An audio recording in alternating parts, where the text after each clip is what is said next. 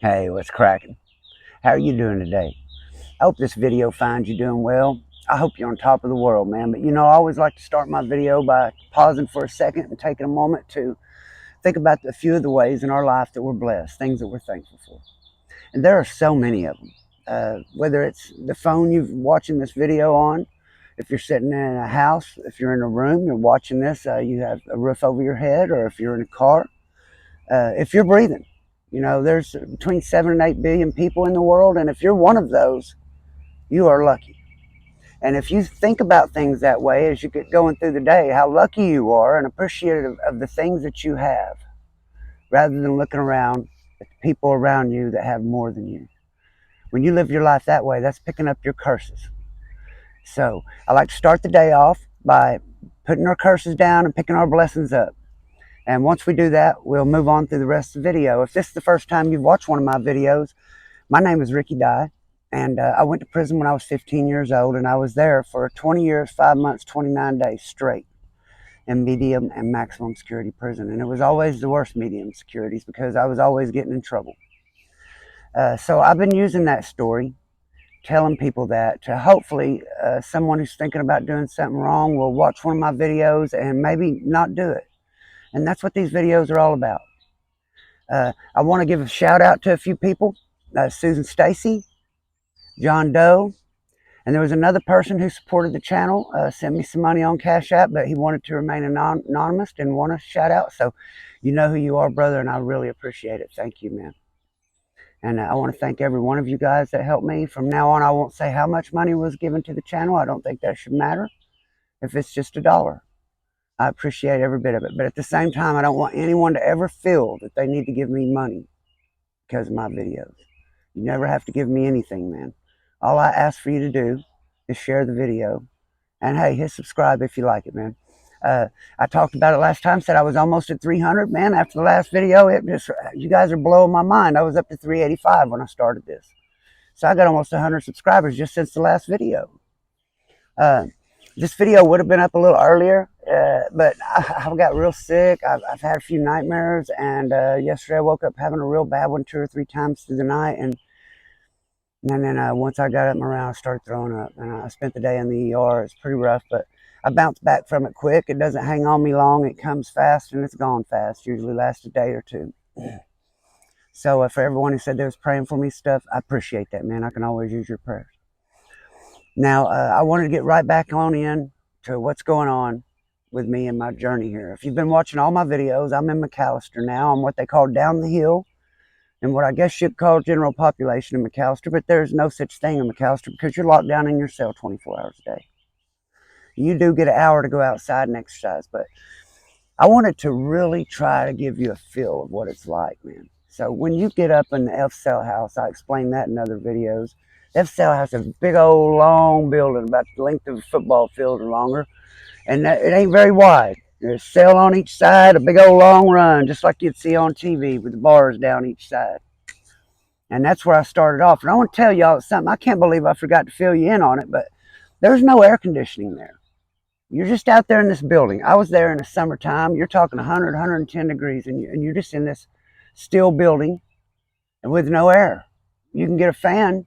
You can crank your window. There's a little window you can crank open to sew bars and screen on there. You can't see out. So there's not very much air coming through there. The air through your bars, it's just nothing, man. You just lay there and sweat. And you can't get a shower but 3 times a week. You can't even take a shower. So, but what you learn to do is take a bath in that sink. And it's a metal sink and toilet, and they're hooked together. And you've seen them in places, and they're got the sink on the top, but it drains into the toilet through a little hole. So what you have to do is roll some toilet paper up and stick it in that hole, and then you can hold the button down until the sink gets full, because it doesn't have knobs. It's a little push button, and there's no hot water in it, just cold. But you can stop that up, fill that up until you get that little sink full of water, and try to take a bath in that. And if you if you can sneak you a towel to your cell, then you could take you a bath there and then clean your water up off your floor. And that's the way we keep our cells clean. They don't come around with brooms and mops. You have to get down on your hands and knees and take a rag and clean your floor.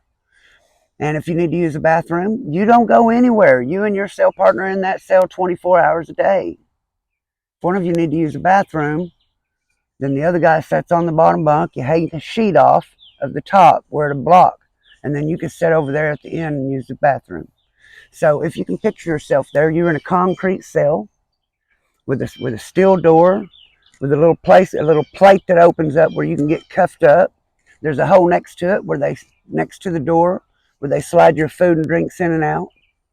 There's two, for lack of a better word, two steel shelves hanging off the wall that you sleep on. One on top, one on bottom. Be like a bunk bed. There's no springs and they're not hooked together. They're just steel slabs sticking out from this concrete wall. And across from that, you got a steel slab that's a desk, and then a steel slab that you sit on while you're using the desk. And that's it. That's all that's in this cell. And you're in there 24 hours a day. And there's nothing to look forward to. And you're not in here for a little while, you're in here for years. So if you're sitting in a room, you pull everything out of there. You could keep a TV, but there's no cable TV. You could just watch whatever is on the antenna. And I'm going to tell you, my internet went down here just a little while ago. I felt like I'd have no TV because you just have whatever you get on the antenna, but that's all you get anytime there. Okay, and you're hot, and it's just people are mad. People don't have nothing to lose. All you do is sit around and think about the worst thoughts. Nobody's writing you letters. You can't call nobody. If you're level 2, you can put in for a phone call. You get one 15-minute phone call a month. Back then, you could visit at a little table. I've explained the visiting room in another video, but now I think you just visit through a glass and that's it. So you don't even get to look forward to that. So basically, just stick you in a place with no hope. You're in a little room. Man, there were so many times that I wondered, what if a nuclear war starts or something? They're just going to leave us here? They're just going to leave us? Because when you're sitting in a cell in McAlester, you look out through the bars and you know you can't escape. You can't even look outside to freedom. Your windows, because someone's tried to escape them, your windows have steel plates over those, the steel screens. You can barely see outside. And when you do look outside, you'll see another concrete wall. So you can't even see outside of the prison. It got so bad at one time, man, when I asked my mom to let me kill myself and stuff, it got so bad that I would never say who, but my mom sent word up, told me that some people in my family told me if I just couldn't take it, they was going to try to drive a semi through the wall while I was on wreck. Said, we probably won't make it, probably kill us all, but if you can't take it, we'll try. And my family loved me. But from then on, I decided no more. I would never tell them when I was that afraid again. Because I did tell my mom, and as soon as she found out where I was at, she had a nervous breakdown. So that's when I realized that some things your mom, your family, people that love you just can't help you through. You find yourself that you've done something wrong, and then you think you're so tough, you just keep on going, and next thing you know, you end up misplaced where there's no escape. You're just locked down in a cell every day, all day, every day. Nothing to look forward to. It gets so bad, people look forward to pill call. So you can talk to a nurse and ask for a couple of Tylenol. It's going to cost you $2 for Tylenol. Put in a disbursement slip. And if you don't have the money, they'll take it when you get it. Charge you $2 for a couple of Tylenol. People would do that even when they don't have a headache just to get to talk to the nurse because it's another human being. Because you lose all contact with the outside world, man. The only thing you have to look forward to is newspaper. But that's Monday through Friday. You can get mail. It's Saturday and Sunday. That beanhole don't open for nothing. Saturday and Sunday, they'll slide your trays through. That's it. That beanhole don't open. No one's coming or going out of that cell. Come Friday, when most people be looking forward to going out, having a good time. Friday, when mail call runs and they hand you your tray through that beanhole, you know you're not getting wrecked on the weekend. You're not getting a phone call. You're not getting a visit. You're not getting nothing. You're going to lay there in on that steel slab in that concrete room with one other person you better hope you get along with. Because they don't come around very often. And when you get in a fight in a cell with someone in McAlester, the way it ends is one person laying by the cell door out of it. And the other person, when the guard comes around, says he needs to move. And that's the size of it. And they have DU in McAlester where they could take you and put you in a different cell. It's just like the one you're in for a month or two and make you start over in an F cell house where you can come back down and try to work your way through. But that's the only punishment they really can give you. They've already taken everything. You don't have nothing left to lose. So now I found myself in here, and because I was playing poker and found myself in debt, now I'm getting to watch my TV because DP and them got it back for me. But I'm trying to pay them off, and I only get $40 draw. My mom had sent what she could in my book. She didn't have the money to send no extra nowhere else. So I borrowed that 60 for 90 from them guys, and I paid them 50 back and still owed them 40. So it taxed me right back up to 60. And it was going to take me a month or two to get them guys paid off. So I had nothing to look forward to. And if they had a bad meal, I couldn't borrow nothing to eat. And get this guy, Alec, I told you about him. He's as gay as they come, man. And I don't put homosexuals down. I don't care what you do. It's your business. But this guy here, he is real pushy. He wasn't just trying to do his own thing. He'd come around, you guys hungry? Eating cookies at the Vino? Y'all knows we're hungry. Let me see it. Just let me see it. Just show it to me and I'll give you some cookies. Why are you making such a big deal about it? Ain't you a grown man? Wait, you embarrassed? Just let me see it. Ain't you hungry? Ain't no big deal. Just let me see it. Why are you acting like that? Putting real pressure on me, but I wasn't about to do that. No. So that's a little of what you got to look forward to if you go to McAlester. I'm going to cut this one a little short, and in the next one, I'll get right into McAlester and moving around. What I'm going to try to do, though, through this week, those first 5 videos, you couldn't hardly hear them. Now that I have the equipment, I'm going to go back and I'm going to watch those videos, and then I'm going to redo them.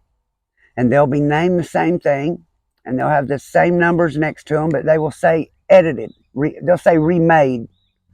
And if you want to watch those, they'll have the same thing in them that it did before, but I'm going to try to improve on them a little. It might have some things added to it.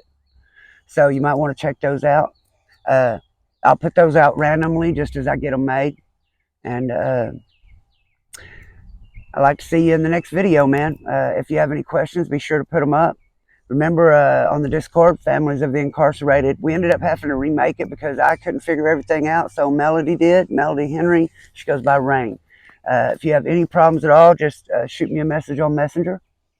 If you need me for anything, shoot me a message on Messenger.